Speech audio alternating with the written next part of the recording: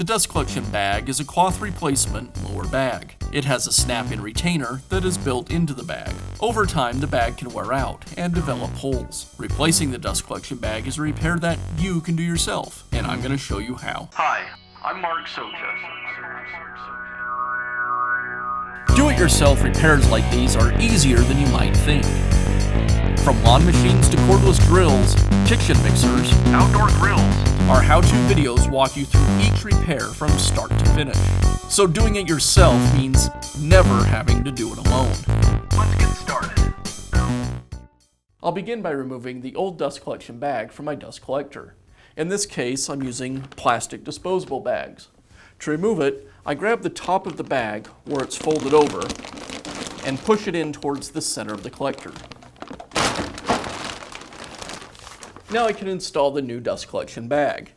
The bag has the retainer built into the top of it.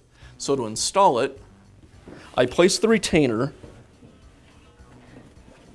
into the flange that's on the bottom of the drum.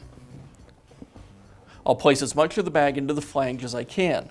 A small amount of the bag will be sticking out from the flange, and I'll push inward on that part, and then once it's in place inside the drum, I'll release it, being careful not to pinch my fingers.